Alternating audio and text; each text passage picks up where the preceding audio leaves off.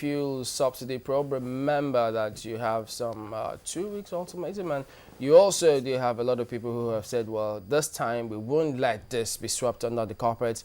And lately, the CBN, the NNPC, all sorts of groups are responding to this one from all corners. Let's remind you about what was said by the Save Nigeria group, and we'll build on that. Let's take a look at this first.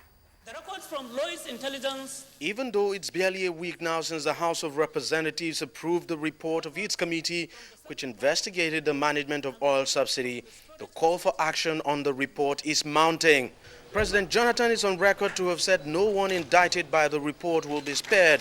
But the Save Nigeria group says it is not swayed by the assurances from the presidency and wants urgent action. We are given 2 weeks to see concrete steps in the direction of prosecuting the indicted officials, failing which we shall be calling our people out on protest. Given the low confidence the people have in anti-corruption agencies, in dealing with political corruption in Nigeria, we are demanding the appointment of a private prosecutor to deal with these prosecutions. Just as you're trying to recover from the pension scheme scam, along comes this humongous assault, material assault on the resources of the ordinary people. The populace should be ready for another determined march on corruption. The group went ahead to give a list of areas that should be looked into. It includes the following: probe of alleged overpayment to NNPC, investigation of the clearance of the incumbent governor of Gombe State while he was accountant general, probe of the petroleum minister, the minister of finance, and 2 previous finance ministers, Olusegun Aganga and Mansour Mukhtar, and the probe of the 2012 budget subsidy on oil to find out why it is in the region of 800 billion naira. No one should be seen to be above the law. So it's not just paying lip service that we need.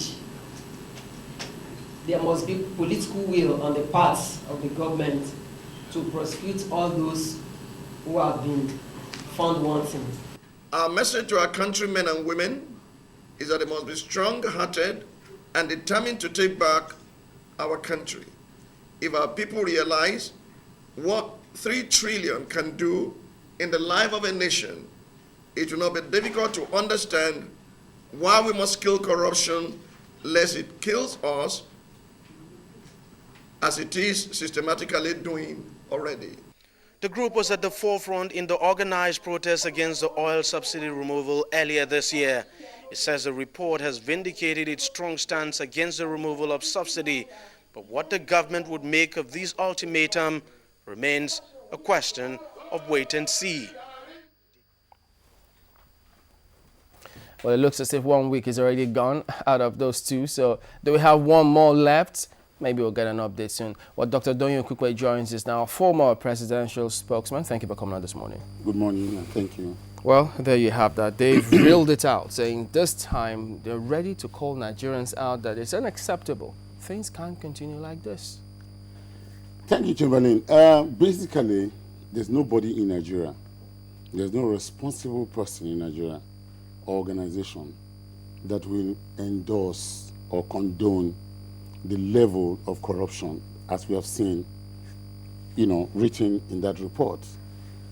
It's something that has come as a major shock to all and sundry. But the issue is this. Pastor Bakare and his Save Nigeria group, what is the basis of issuing an ultimatum to the federal government or to the president? One, the report itself is yet to be submitted to Mr. President. Number 2, the president has said publicly, and the party, the PDP, has also said publicly that they endorse, the report, whatever the report is. The president has promised that it is actually, that the government will implement the report. So, I look at this as some form of rabble-rousing and creating crisis where there's none. And in recent past, this country and its people have gone through too many crises. And I have a very serious problem with Pastor Bakare. And that, number one, I am extremely constrained to publicly talk about Pastor Bakare, being a Christian myself, and he being one of the one person that I have a lot of respect for. Is perhaps to me the best teacher of Bible, studies in the country. I have a lot of respect for him, but he has come into political arena. Religion, Bible, and all those, and church are different from politics. Pastor Bakare is someone who was the vice presidential candidate of the CPC, who contested an election against the PDP and against Goodluck Jonathan. Does that disqualify him from making demands as to transparency? No. There has to be, lawyers say that if you must come to equity, you must come with clean hands. We have to be more discerning. What's wrong with his hands now? Is this a continuation of the battle for the presidency by the CPC? For instance, when you look at the Save Nigeria group, can Bakare actually continue the leadership of a totally non-partisan organization, an organization that has done extremely well for the country, but it's supposed to be totally non-partisan. But what do you have today? The head of that organization is Pastor Bakare, who was, the vice president candidate of CPC. The spokesman of that organization is Mr. Odumake, who was the spokesperson for General Buhari. Now you have Mrs. Odumake, the president of CD, his husband, her husband is CPC. So, this to me, really speaking, as good and as altruistic as it may appear to be, appears to me to be a CPC agenda. But it doesn't appear to Professor Wale Soyinka, because he is also there. Very good. And a whole lot of Nigerians. This is the issue. Professor Wale Soyinka is one of our brightest lights. And, I can vouch for Professor Wale Soyinka any day, anytime, anywhere. His mind and his heart is pure, and all he wants is good governance in this country. I cannot say the same for Dr. Bakare, because Dr. Bakare, you will recall, was, during some of his interviews during the election, was the same person who said if they don't win, there'll be wild north. And now we actually have wild north. Is this what we desire? And should really Bakare hide under the auspices of a civil society organization and execute potentially a political agenda? It's very interesting because, when you're talking about the immense and intense respect you have for Pastor Bakare, you said he was a very wonderful teacher of the Word of God. He's one of the best. Of the Bible. So assuming now, you said that religion is on one side, you cannot bring that into politics. But a host of Christians will disagree with you and say that Christianity is supposed to be a way of life, something you can bring in into context. What I'm saying is that religion and politics are different things. I didn't say you cannot bring religion in. I didn't say that because you're a man of God, you cannot be in politics. No, I never said that. What I'm saying is that the concepts of religion, for instance, all religion are dogmatic. Jesus Christ is Son of God, no argument. Muhammad is the only prophet of Allah, no argument. Politics is not like that. Now, he is saying that, look, we're giving ultimatum for the president to must do something in 2 weeks. Now, governance, you can organize, you can run a church, with a fiat like that. You cannot run a country like that. A president is a very high officer of any administration. He has to follow ethics. He has to follow due process. He is bound by the regulations and rule of law that govern the country. Bakare knows himself that even if all documents were available, it takes more than 2 weeks for lawyers, serious-minded lawyers, to prepare charges. You have seen what happens in the FCC. So, that's what I'm saying, that this is playing to the gallery. And as you said, the point I was developing about Professor Wale Soyinka, Professor Wale Soyinka is well-meaning, and he probably doesn't have this double mind. But you see, when you want to do things like that, you bring people who have reputation, who people have respect for, all right? But we can discern much more than that. We can see the hand of politics in this game. Dr. Okupe, I like the way you started off by saying, well, no sane Nigeria would think otherwise when it comes to the amount of corruption we experience in our country. Correct. It shows that almost everyone is on the same page with the fight against corruption. Correct. But again, with a statement like this, as you rightly said, and the presidency is already saying that they don't have a copy of that recommendation by the House. A statement like this coming in from the Save Nigeria group, what does it portend? Would it change anything in the document if finally it gets to the presidency? What I have seen from this statement is that, the successes that SNG has had in the past is the driving force behind this type of ultimatum, okay? But Nigerians cannot be fooled for too long, all right?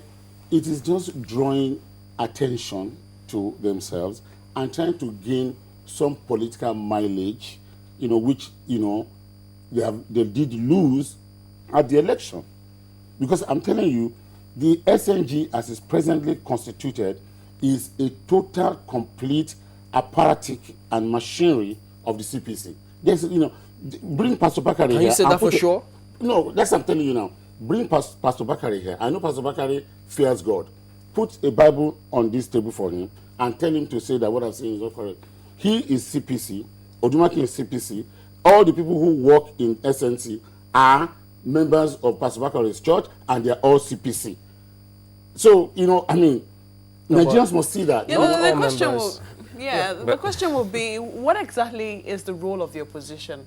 Assuming that the SNG, is civil society or a political party disguised as a civil society group. Terrible.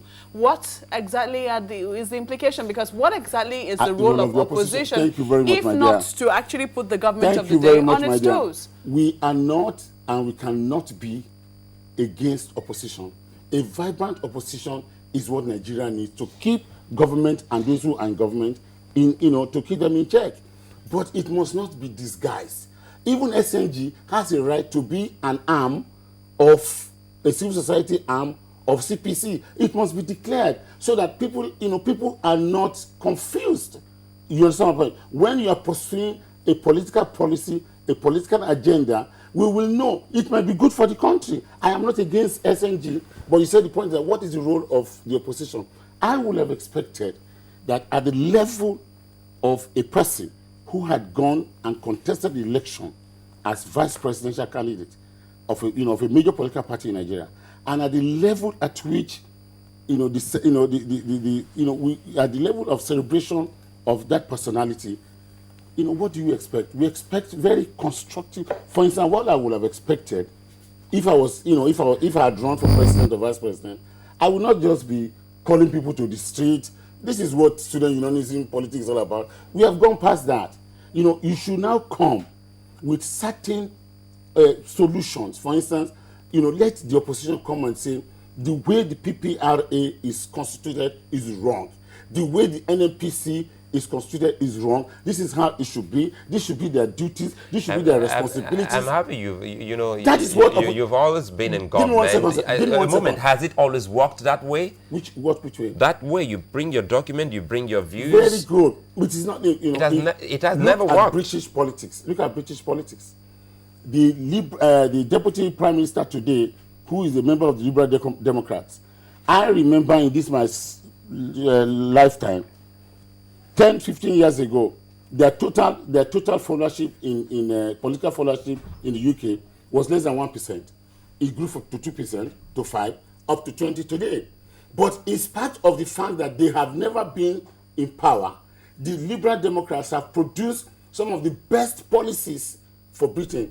And any party in power, either it was Labour or Conservative, they are forced to adopt their policies and implement it. because the populace can see it. If the CPC comes today, how can we do same here in Nigeria? That's, you should talk to the Bakaris of this world that instead of rabble-rousing and calling attention to themselves and creating panic and fear in the minds of the people, let them go to the drawing board. Let them go and do some serious work. But people have been drawing. They publish it. Dr. Okupe, people have been publishing. People have been drawing. We can't get tired of it.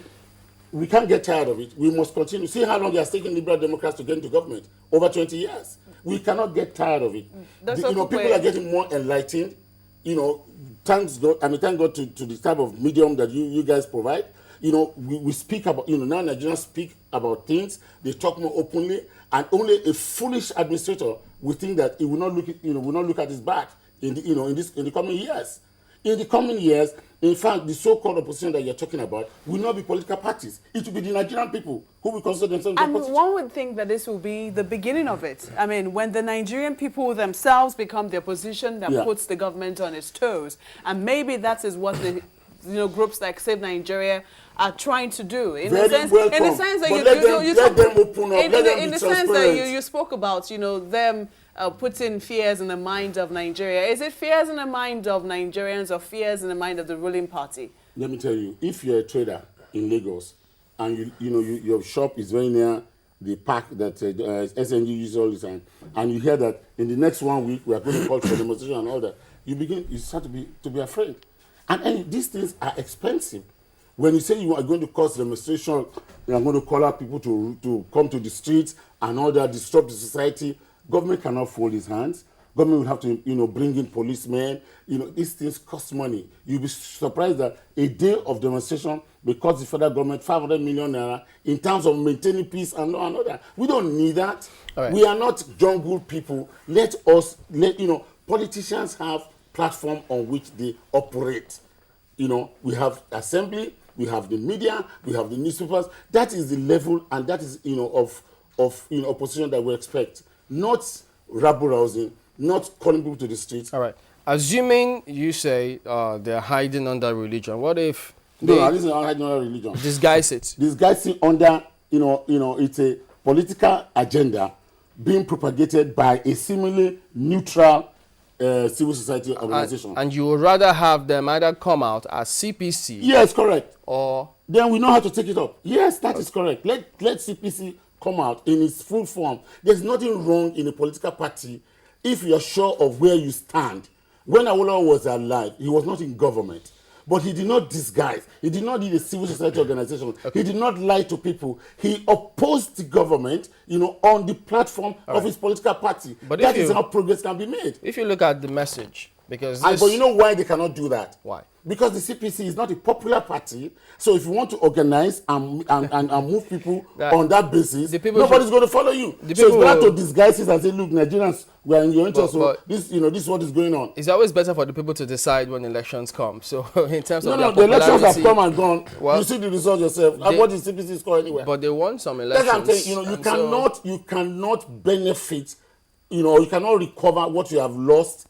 At the political election, but through civil society organization, it is not right. It does appear that a lot is being lost by Nigerians about this fuel subsidy probe report. Terrible, and so very astonishing, very disparaging. Is something that is intolerable. Is the president and something the president, both in private and in public, has said that he will act on the report. And besides that, everything we do in this country is president. If they bomb someone, it says president. They do something, it's president. I read in the newspapers recently, Senator Bukola Saraki was arrested by policemen, all right, for some seeming allegation. Did the IG take permission from the president to do that? People have their jobs. People have their jurisdictions, all right? We have anti-corruption agencies. The president does not even need to say a word. The president can just be given that report for his information. The anti-corruption agencies can move in. If the anti-corruption agencies, EFCC, can act and detain and arrest a governor, a minister, just on a petition, why can they not go and arrest people and investigate them on a report put together by the parliament? Even if they are ministers? What does it matter whether they are ministers or not? Are governors not arrested? What if they are part of the president's men? Which president's men? Nobody is above the law in this country. You say, Dr. Nobody, Okupe, some of them... the president of Nigeria has not told us that certain people must not be touched. Maybe you just comment on this particular headline you will see on the front page of the Vanguard. Subsidy probe lacks credibility, Jonathan's aid.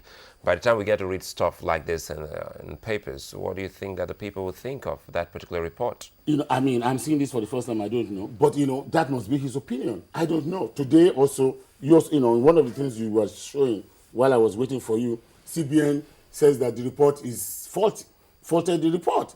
So, I'm not here to judge the content and veracity or the truth in the report or not.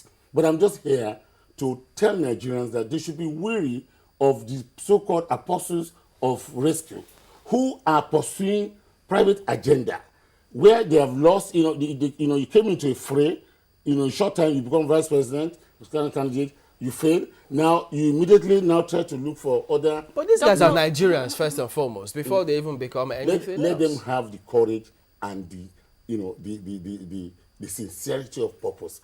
If I must follow you as a leader, you cannot pretend to me. You cannot deceive me. Tell me what you want. I am CPC.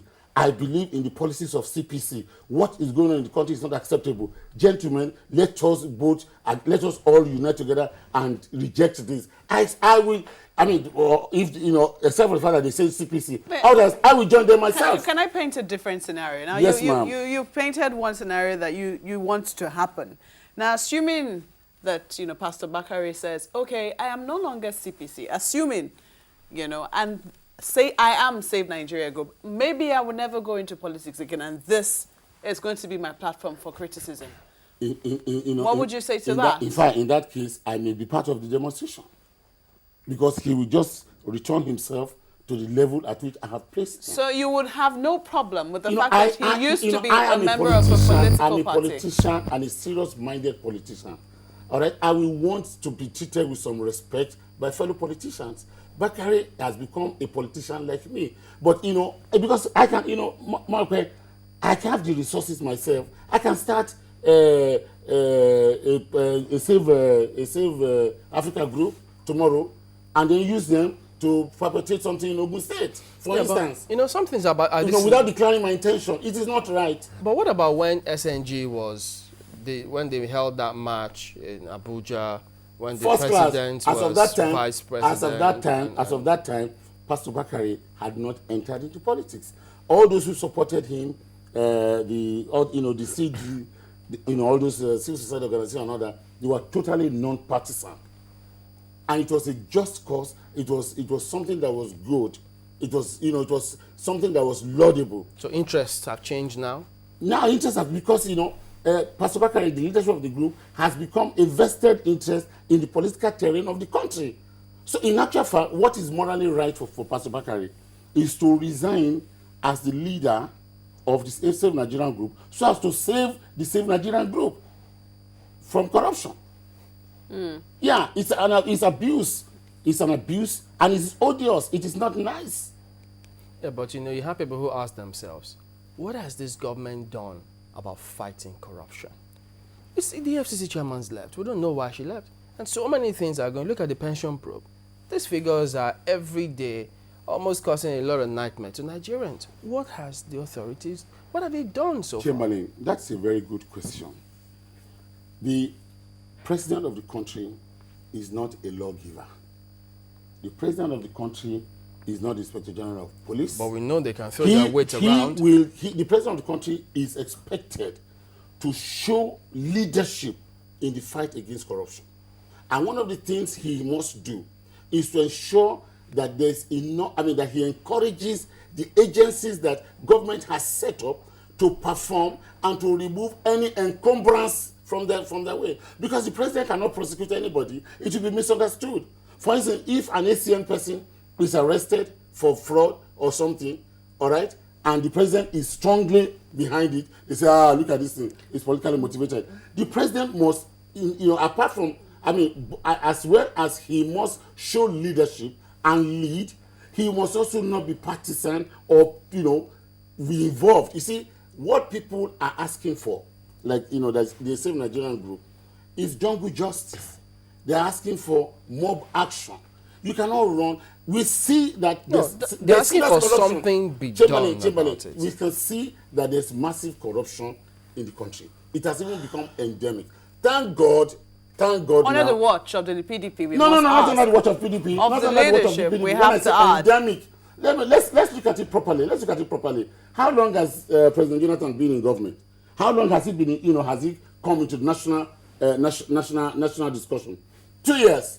So, all the corruption in Nigeria, is it Jonathan that caused it? You know what's interesting about and this subsidy? The people that are involved in this corruption, that's why I said thank God before you interjected me, are not PDP members.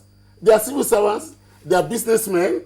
They are not PDP members. Thank God for that. And you see, which other party in Nigeria will come and hold a National Working Committee meeting and say that an accusation that has been leveled against a former chairman of the party should be sustained? Amadou Ali, that is what this new National Working Committee did. That is, when things and it's not because the party has no use for him. That is not correct. Amadou Ali is one of our respected people. He's one of the people who also, who was on the line for the chairman of the BOT. Excuse me.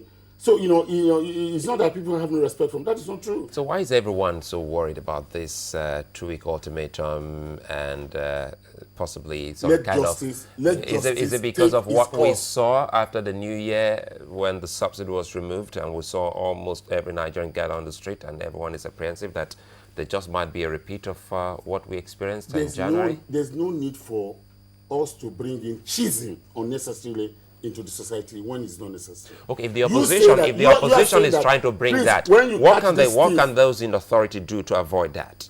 First of all, let this report be sent to the president. And as I've said before, it is just a formality.